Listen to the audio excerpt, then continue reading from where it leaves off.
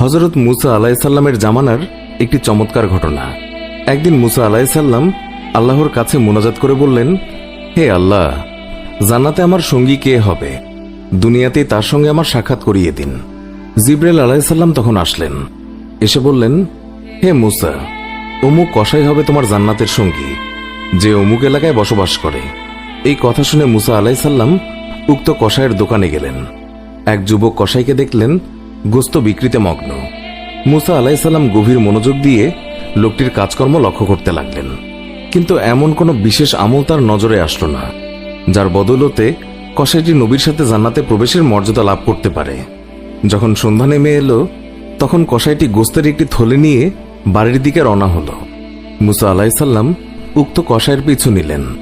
নিজের পরিচয় গোপন করে তার বাড়ির মেহমান হবার আবেদন করলেন। কসাইও রাজি হল।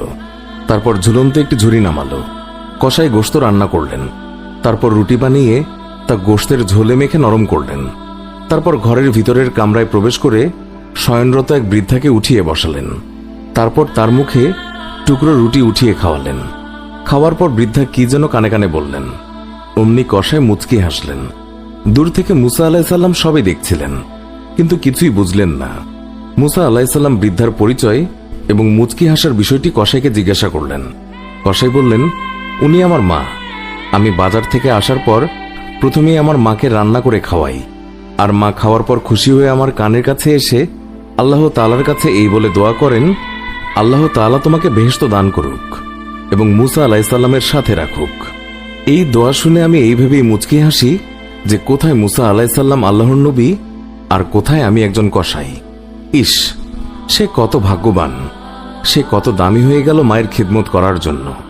মুসা আলাইহিসসালাম বললেন, হে যুবক, আমি তোমাকে সুসংবাদ দিচ্ছি, আল্লাহ তাআলা তোমার মায়ের দোয়া কবুল করেছেন। আমি আল্লাহ তাআলার কাছে জান্নাতে আমার সঙ্গী কে হবে তা জানতে চেয়েছিলাম।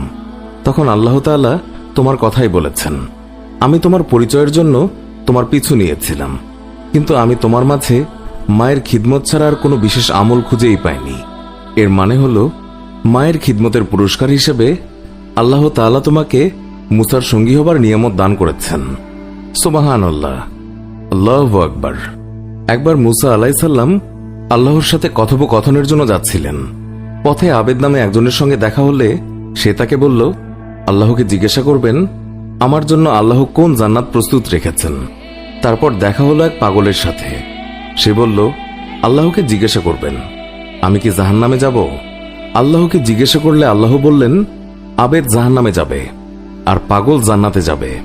মুসা আলাইহিসসালাম তিনি বিষয়টি বুঝতে পারলেন না। ফেরার সময় পথের মাঝে দেখলেন এক রাখালকে বাঘ তাড়া করছে।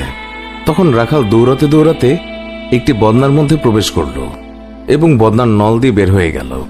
এটা দেখে বাঘও বদনার মধ্যে প্রবেশ করল, কিন্তু সে আর নল দিয়ে বের হতে পারছে না।